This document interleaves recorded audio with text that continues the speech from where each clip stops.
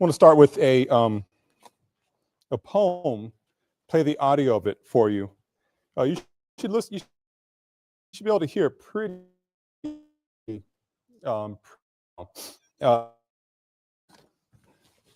is called Old Limb by a man named Sterling Brown, one of the great poets in American letters in the 20th century. He writes the poem after, we're talking this week about the first decade and a half or so, the 20th century. This poem was written after that, written I think in the late 20s or early 30s. I don't remember off the top of my head. But it speaks to the experiences, the rural experiences and the social and political experiences of African Americans. And it certainly is, as you'll hear in the poem, gives you sort of a context behind why people might not want to stay in the South. The poem is called Old Limb. Old Limb. I talked to Old Limb, and Old Limb said, they weigh the cotton, they store the corn. We only good enough to work the roads. They run the commissary, they keep the books. We gotta be grateful for being cheated. Whippersnapper clerks call us out of our name. We got to say mister to spindling boys. They make our figures turn somersets. We buck in the middle, say thank you, sir. They don't come by ones, they don't come by twos, but they come by tens. They got the judges, they got the lawyers, they got the jury rolls, they got the law. They don't come by ones. They got the sheriffs, they got the deputies, they don't come by twos. They got the shotguns, they got the rope. We get the justice in the end, and they come by tens. Their fists stay closed, their eyes look straight. Our hands stay open, our eyes must fall. They don't come by ones. They got the manhood, they got the courage. They don't come by twos. We got to slink around hang-tailed hounds. They burn us when we dogs, they burn us when we men. They come by tens. I had a buddy, 6 foot of man, muscled up perfect, game to the heart. They don't come by ones. Outworked and outfought any man or two men. They don't come by twos. He spoke out of turn at the commissary. They gave him a day to get out the county. He didn't take it. He said, come and get me. They came and got him, and they came by tens. He stayed in the county. He lays there dead. They don't come by ones, they don't come by twos, but they come by tens. Again, that Sterling Brown poem named Old Limb, talking about forms of Southern justice. If you dare to speak back to somebody, if you're black and you spoke back to somebody who's white, they might come after you. They would not come by ones or twos, they'd come by tens. What I want to talk about today, having set that really uplifting context for today's lecture, is talk about the Great Migration and take us forward into the 19-teens with the film called The Birth of a Nation. Essentially, what I want to do in today's lecture is look at the beginning of a fundamental shift in demographics of Black America and as far as geography is concerned. Black America is still openly a rural population and is overwhelmingly Southern. That begins to change and change rather quickly during the Great Migration. Now, I ended last week's lecture talking about the founding of the NAACP, 1909. And I want to point out the NAACP was not the only organization founded at this time that focused upon the quality of Black life. Another such organization was the Young Men's Christian Association, and the Young Women's Christian Association. Both groups are highly segregated, but they still played a central role in making space available for Blacks, particularly Black travelers. Housing was provided, hot meals would be provided, community organizing. These become sites of community organizing, much like Black churches were playing, still to this day, of course, but before that. In fact, with the YMCA, I was on an internship right after college, and the internship leader, this is 1989, 1990, the internship leader was talking about when he was coming through LA in the 1960s, traveling there for the first time, every Black man knew that he had to go to the YMCA if he wanted to find a place to stay. So this is not just the history of the 19aughts and the 1910s, teens. It goes forward all the way and through really the systematic desegregation of society, or at least sort of structurally in the 1960s and 70s.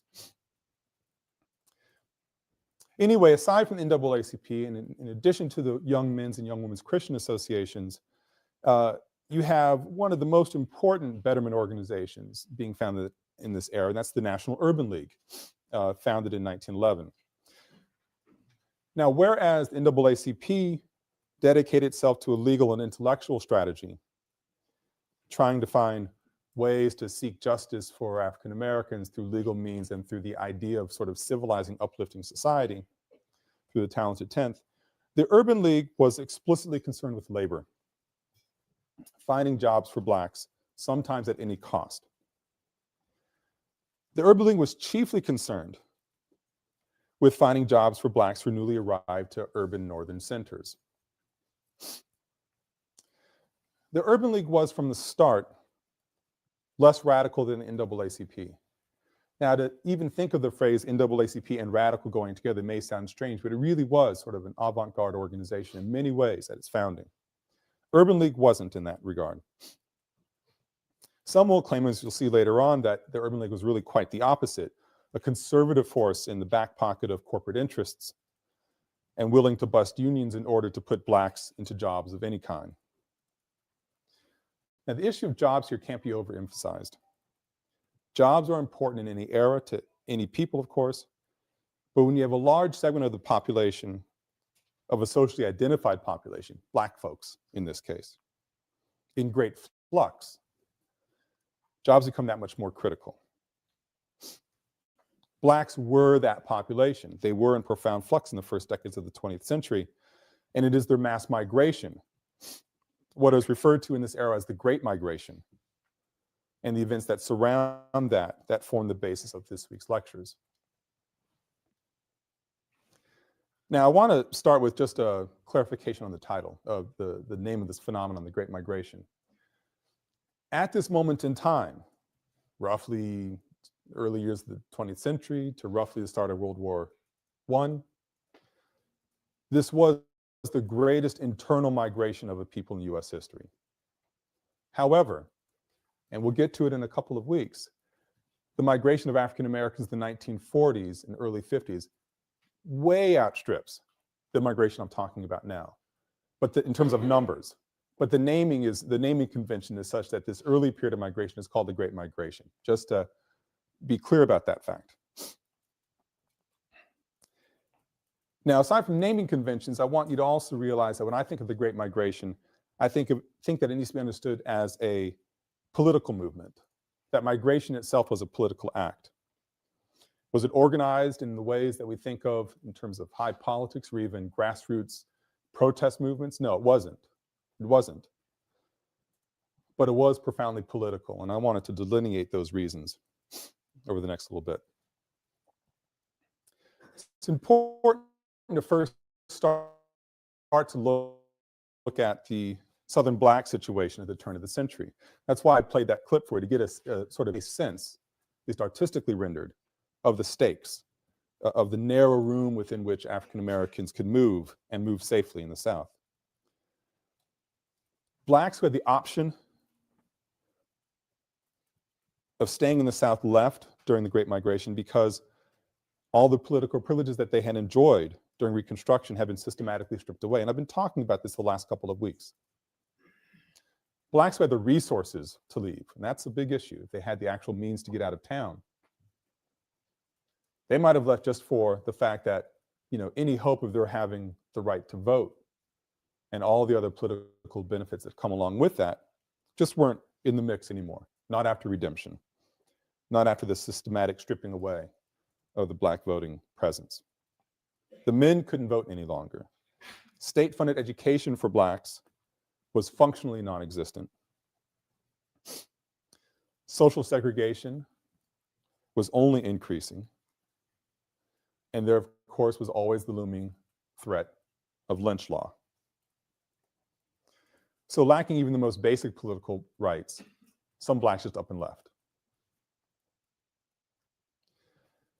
Black farmers might have left simply because of the sharecropping system, something else alluded to in this poem by Sterling Brown. Sharecropping, as you already know, a form of employment that looked all too much like slavery. It was a dead end. Better opportunities, the bedrock of any sort of political philosophy, awaited Black sharecroppers in the North. At least this was the thinking. So you have the combination of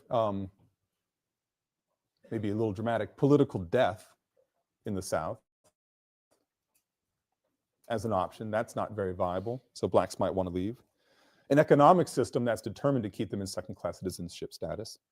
So if you think of the forces in the South that, or the reality, the daily lived reality on the ground in the South, you can see that just the determination to leave, to get out, was a response to political and economic situation. In that way, the decision, I think, can be rendered as sort of a political decision.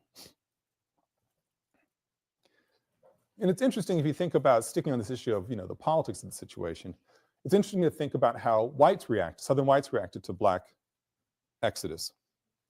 At first, in some regions, whites were thrilled. We can finally get the so-called Negro problem. This is a popular phrase during the age. The Negro problem would leave once Blacks left town. But rather quickly they realized, wait a second, this is our bedrock labor force.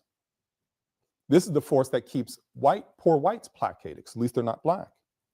The social order was based on color caste and was being destroyed by Black exodus. So whites begin to threaten Blacks if they make plans to leave. It sounds completely nonsensical, but this is just the state of the case. And there were white Northerners coming down who were labor agents, and white municipalities start charging these labor agents, I'll explain more about them in a second, exorbitant fees to register to try to get Blacks out. Doesn't matter. Labor agents had the resources. Southern whites started seeing their socioeconomic political system, the foundation upon which so much of it was built, starting to crumble with Black exodus. Now, historians talk about when it comes to the Great Migration, push-pull factors. There's debate whether that's a useful model or not. I'm not going to worry about sort of that debate, but I am going to talk about a series of different factors that were at play that really combine in such a way that make this migration so powerful, so large. You have an infestation is one of the ways that makes this migration so important. The boll weevil, little pest that comes up from Mexico, sweeps across Texas and into southeastern US. The boll weevil is a little bug that gets into the boll, the cotton boll, B-O-L-L, and destroys it. Cotton wasn't the only crop in the South, but it was the main crop. It was so much of the bedrock of the Southern economy was in that agricultural product. Cotton crops get destroyed. There's no work for Blacks. They're working the farms. If you can't find work, what's the point of staying around? I already mentioned political disfranchisement.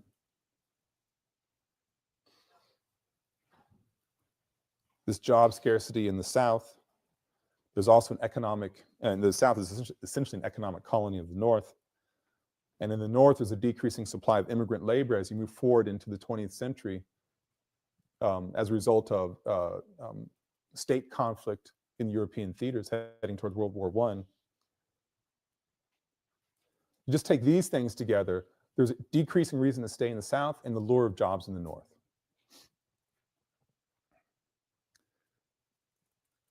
Assisting this or abetting this process even more are the individuals I mentioned before, labor agents. These are essentially job recruiters employed by people who own factories and mills, mines in the Midwest and the North, who would travel south since the labor supply was drying up in the North and come into town, and I'm making up the numbers here. Come into a town where there's a lot of blacks looking for work. Take a look. In the North, you can own your own house or an apartment. You can vote, sit where you want to on the bus. We've got a job here. The job's going to pay you $3 a day, unheard of amounts of money. Being able to own property, at least rent property where you want to, and ride on the bus, sit where you want to, unheard of possibilities in the South. And he goes, and they said, well, we can't afford the train fare to get up to, say, Chicago or Cincinnati or Cleveland. He goes, don't worry about it. I'll pay for it. And you can work it off, or don't even worry about it. I'll just pay for it. So labor agents are coming down and signing up a black labor force to come to work in the mines and factories and mills. You have, of course, informal lines of communication, people who make, that first person to make the trip up to Chicago and saying, my God, I am making $3 a day and I have my own apartment, and writing letters back or saving a lot of money and driving down, at the end of the year in their own car, dressed in their fanciest clothes, talk about sort of the, quote, land of milk and honey up north. This certainly inspired others to travel. And then you have a very important newspaper, the Chicago Defender, the most important black newspaper of the time. Chicago Defender, of course, based in Chicago, but circulated heavily throughout the South. Bags of the Chicago Defender would be bundled up, thrown on trains, and they would appear in, say, Montgomery or Huntsville or other southern towns. And they'd be read by who knows how many people. Now, the Defender made it almost a sport talking about lynchings happening in the South. Most often they were about true events. It wasn't this was an era of newspapers where you just, kind of made stuff up still. So most often talking about true events in the South and horrible events. And there would be letters to the editor, sometimes true, often fabricated, but still they were there, written by blacks, written in dialect, but talking about the opportunities in the North and reminding folks of the degradation in the South. The Chicago Defender is incredibly important as a tool to help people find the courage or find the resources or the determination to move north. And then you have service organizations like the National Urban League, founded in 1911, dedicated to improving the quality of life or life chances for blacks migrating north. So you have, just in the first 2 decades, sort of an astonishing convergence of all these different forces that really help fuel this migration. The numbers are really quite striking. Just between, this is just to get a sense of things. You're not going to have to know this for the like an exam or anything. But looking at a few major northern cities between 1910 and 1920. It's so funny when I say you don't have to know this for the exam, the tapping stops. That's hysterical. Anyway, you take New York City. In 1910, the African-American population was 90,000, 50,000, an increase of 66%. In Chicago, the population increases by almost 150%, from 44,000 to 110,000. In Cleveland, population soars from 8,000 to 34,000, an increase of 300%. And in Detroit, the population goes from 5,000 to 40,000, an increase of 600%. These are radical changes in just 10-year periods of time. This is the era when Harlem becomes known as a black enclave. Now, so we know what was getting people out of the South. What did they find when they got to the North? Yeah, they could have their own apartments, certainly. Owning homes would take a little while for most migrants. But they would find segregated housing, de facto, not de jure, de facto. And segregated housing was bad housing, low quality, poorly maintained, sites of high levels of crime, vice, public health hazards. Anybody know Washington, D.C. that well, sort of the area? Well, Georgetown used to be, a sort of a slum in the docks, but getting around, say, DuPont Circle and heading that area, a lot of townhouses around there, row houses. And in the area I'm talking about, you would go behind the row houses to the interior of the block in these alley dwellings. I mean, pestilence, horrible sites, horrible locations. This is where a lot of migrants black lived, in the alleys in Washington, D.C. It's sort of invisible to the public, but certainly there. Migrants to the North would find native black resistance, people who'd been there already for generations, who thought these black migrants talked funny, dressed strangely, cooked food that smelled wrong, and were loud and boisterous and acted out in public. All these kind of racially coded things we certainly still live with. But you have long-term black communities deeply unhappy about these migrants coming up. You'd have people who had migrated just 10 years earlier unhappy about the new migrants because they're embarrassing us, they're making the increasing job competition. Coming up was filled with challenges. You would also have an urban league trying to find people jobs. You would have African Americans being brought up to a factory where a labor union, which blacks weren't allowed to join, a union being on strike, and the urban league working with the company that owns the factory, factory owners saying, look, if you can get me 100 black men to work in the factory, that'd be great, I'd give them jobs. Well, they're hired as scab labor. So they are vilified by white labor workers. It's a job, certainly, as long as the labor union stays on strike, but it's a job at some pretty serious costs, as we'll see in this week's readings and in Wednesday's lecture. So life wasn't easy. And you have to think about this tension between sort of black autonomy, the real power in being able to make a decision to leave town. You can't discount that. That's important. Sort of life-changing in a sense, just to get up and go. You have to weigh that against the reality of life when you got to your destination might be pretty horrible as well. Certainly different than anything you expected. Yeah, you got paid more. Yeah, you had your own roof over your head. But the tenements in which blacks were living were just, horrible. The stuff beyond your imagination in so many ways. Sure, you could ride where you wanted to on the bus, but there were still costs or risks involved in acting out, shall we say. Again, we'll see more of this in the next lecture.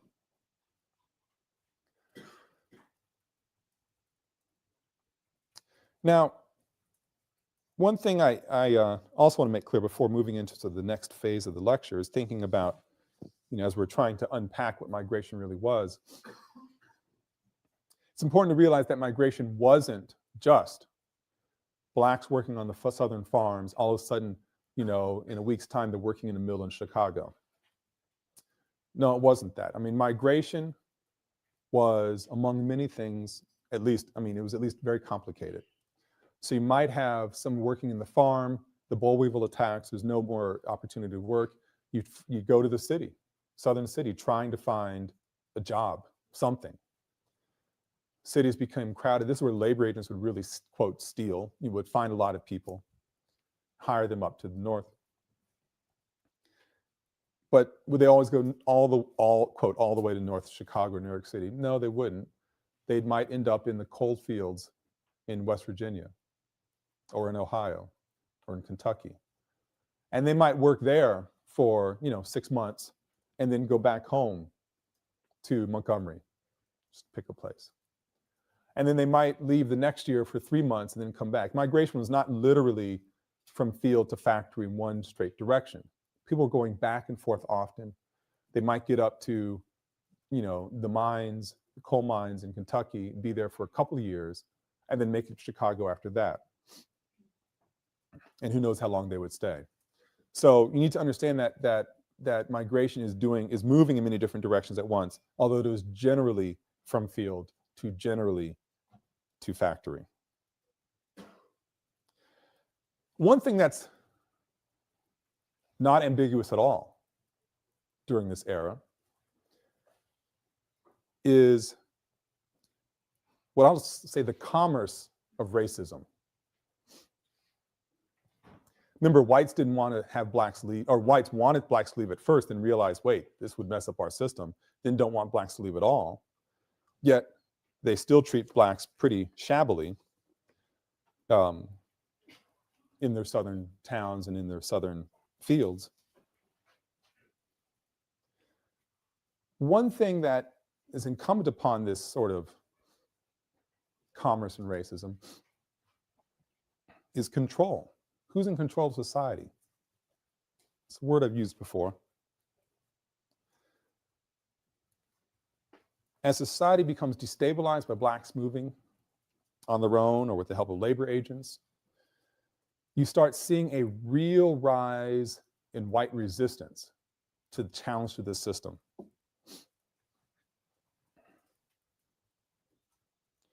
White resistance to black autonomy becomes palpable. I already mentioned Southern resistance to labor agents coming down. It's important to understand there are other things that were developing within white America, white Southern America, that complicated the nature of black-white relations in the South, and that the most important force is the Klan, the KKK. Now, the Klan, you'll remember, was destroyed at the national level during Reconstruction. It starts to creep back during Redemption, but it's really, as terrible, terrifying as it is, something happens when you get to around the height of the migration, around 1915. The popularity of the Klan skyrockets. I mean, skyrockets. The fact that it's happening at the same time blacks are trying to leave the South in a real outflow is no coincidence. There's no doubt also that a large part of the Klan's popularity, reborn popularity, is a film. D.W. Griffith's film called The Birth of a Nation. This movie is based on a novel by a guy named Thomas Dixon, a novel called The Klansman. The book, as well as the movie, and I'll only be talking about the movie, is a depiction of Reconstruction, but from a point of view that was entirely sympathetic to the Southern community, Southern mentality. The film was immediately controversial. It was explicitly racist. But there's no denying the fact that it was cinematically revolutionary. Casting aside the subject matter for a moment, it may be the most important film, most important American film of all time, for the way in which it changed what was possible from a technical point of view. We have large outdoor scenes, the tracking shot, cat's eye lenses, fade-ins, color, or more like tinting, but still color, night photography, panning, close-ups, high-angle shots, and so forth. It was also the first feature-length film in American motion picture history. So technically, it's an astonishing accomplishment. When it's shown at the White House, Woodrow Wilson, Southern Democrat, but also a scholar of some merit, declared that it was, quote, history written in lightning. He lauded it for its bold and accurate depiction of the past. Now, for the record, its only accuracy came in the fact that it represented a type of hysterical psychology that captivated Southerners who felt that they were victims of a war of Northern aggression. So Woodrow Wilson celebrates this thing. This is an incredible historical document. It is an incredible historical document, but not for what it shows on this, not for the story that it tells, but for how it captures a mentality in the 19 teens and how it excites a populist, I guess, a populist base in white America and helps elevate membership numbers in the Klan. I mean, the film is hailed, and speaking of two sides of it, from a technical standpoint, Spike Lee, ever the controversial artist, talks about it as the most important film that he's ever, I mean, it was so most important film for him. On the other side of it, in terms of, what the film is really about, it's still used by the Klan today as a recruiting tool.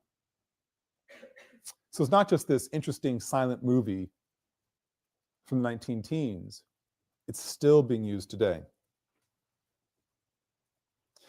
Now, the basic storyline tracks the rise and fall of the South as told through the experiences of two different families. You have a family called the Stoneman family from the North, and the Cameron family from the South. So lifelong friends, both very powerful families, but divided by the Mason-Dixon line. A little bit of Romeo and Juliet to the story, in that the different sets of Stoneman and Cameron children are in love with each other. So the love crosses the northern and south divide. And so the Stomans and Camerons stand in as metaphors for the entire north-south division. These are parts of the country that should love each other. They are in one spirit in some way, but there's a fundamental rupture, and we need to solve that rupture. So the premise is that the Camerons, these are the Southerners, give 3 sons to the war. Only one survives, a guy named Ben, who then vows to avenge Southern dishonor. But he also happens to fall in love with, this makes it complicated, one of the Stoneman daughters, northern daughter. So the sole surviving Southern male of the Cameron clan falls in love with the Stoneman's daughter. On the northern side, the Stonemans lose one son to the war, and the other son remains in love with the Cameron girl. So you see this crossing. After the war, Austin Stoneman, the family patriarch and a member of Congress, comes down south and puts the power-hungry and corrupt Silas Lynch, that's his name, it's not a subtle film in any stretch of the imagination. Silas Lynch happens to be of mixed race, but has a particular craving for white women. He put Silas Lynch in charge of the liberated slaves in the Camerons' hometown of Piedmont. And the Piedmont blacks, now having the right to vote, raise all sorts of trouble for the local whites, and especially affected were the Camerons, these Southerners. The film tracks this history, the rise of Reconstruction governments run by unprepared and unqualified blacks. It depicts black social and political intransigence and the systematic disenfranchisement of Southern whites. And Birth of a Nation also gives us a cautionary tale of what happens when black men are freed and find themselves around white women. And we'll see this most clearly in the actions of Gus, a properly mannered servant for the Camerons prior to emancipation, who becomes a leering threat with the conclusion of the Civil War. Despite Ben Stoneman, the surviving young man in the Southern family in the Civil War, despite Ben Stoneman's warnings to Gus to leave his family alone, and despite Ben's warning to his young sister Flora to stay in the house and thus remain safe, tragedy strikes. Gus stalks Flora when she leaves the home to get water from a stream in the woods. Flora sees Gus stalking her and runs for her life, knowing, and this is all very clearly implied in the film, that if Gus caught her, she would be raped. Flora finds herself at a cliff's edge while calling for help as Gus inches closer. She avoids certain rape by leaping to her death.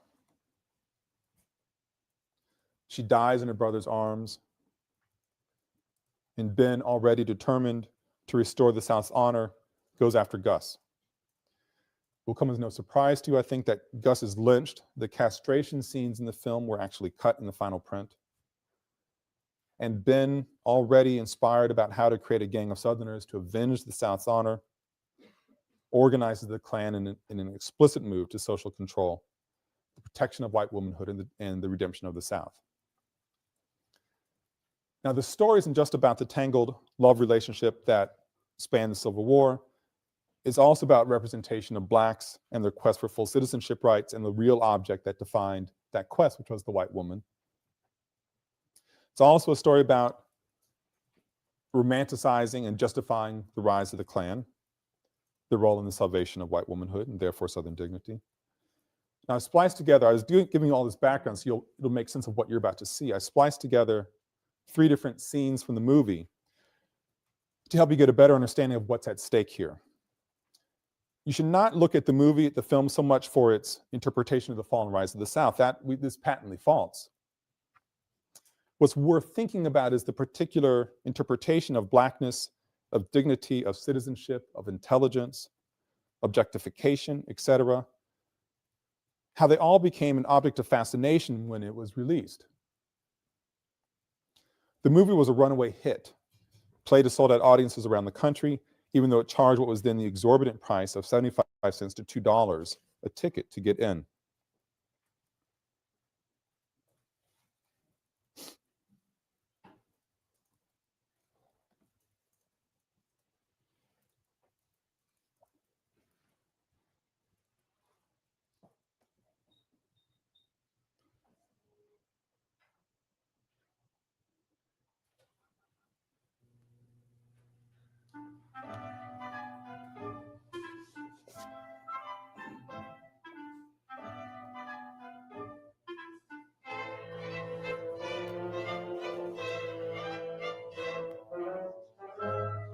It's the Stoneman family coming down to the South to recuperate from bad health. And the Stoneman and the Cameron children see each other, greet each other. And yes, they're in blackface when they are appearing black.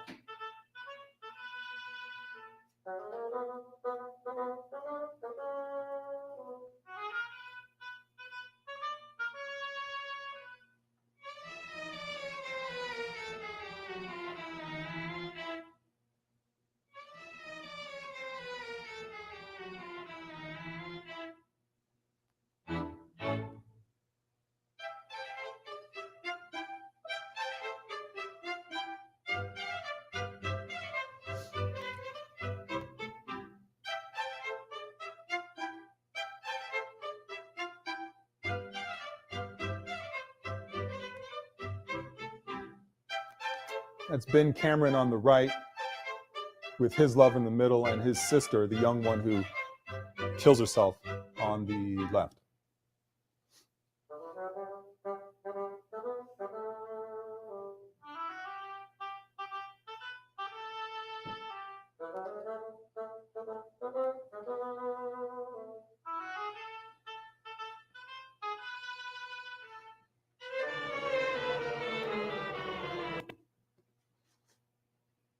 It's the first clip.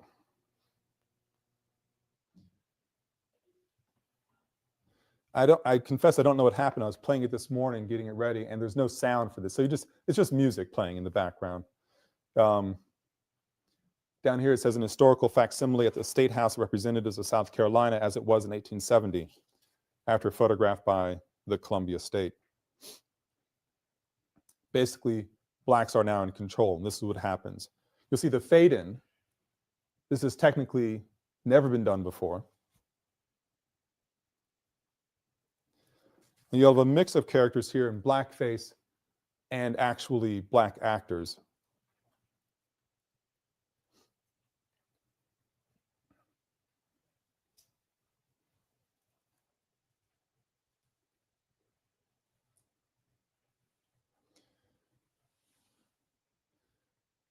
A depiction of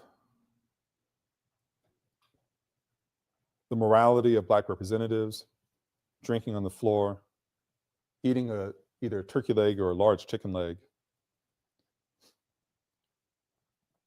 not knowing how to comport themselves.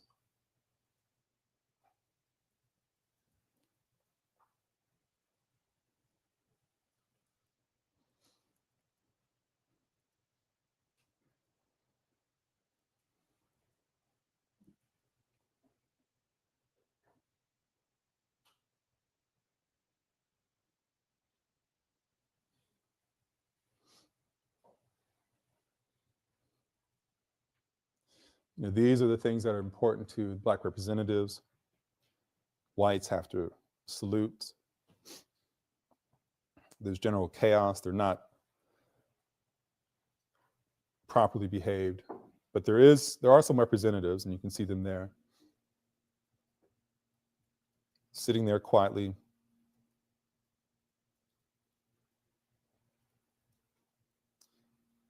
The close-in shot like that, again, brand new. Blacks and whites in the gallery. You start seeing here a depiction of what the actual desire of Black representatives happens to be.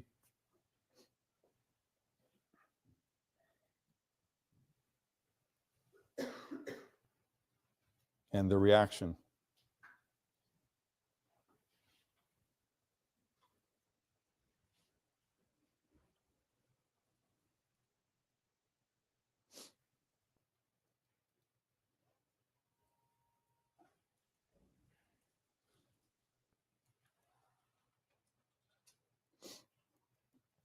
That Silas Lynch in the middle, and at the bottom of the screen there for a second you saw him. Mixed race man that's come down to take control of the South. In this final clip right here.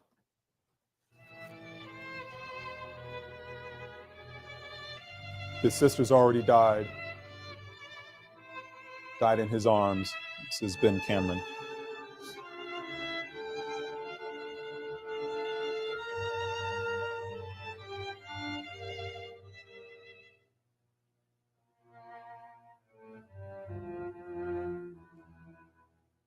He sees these young white children playing with the Black children, dressed up as pickaninnies with their hair and such.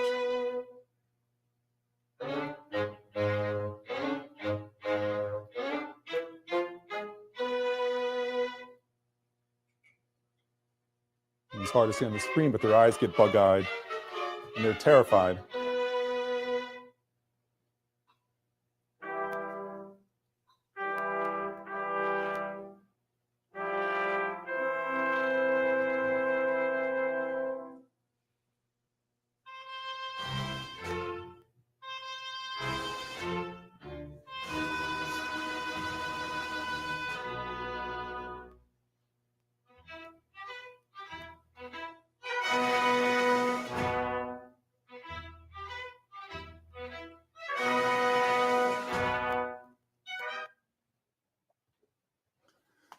Like I said, it wasn't the most subtle of films. And so you see here depictions of Black depravity, of desire for white women. You also see, of course, the loyal servants who are, sort of the mammy figure, the heavyset Black woman. Again, these main characters in blackface. You didn't see much of it, Silas Lynch. I pointed him out to you, but the mixed race individual that's a northern, appointed by northern representatives to come down and take control of the South, and he desires white women. Gus, the servant who made eyes at the mammy figure, is the one who desires white women once he's armed as a member of the northern militia. The fear embodied in this film, the anxiety is what I really want you to take away from it. And the fact that the film was terrifically popular. It wasn't just popular as a organizing tool for the Klan. It was the top grossing film.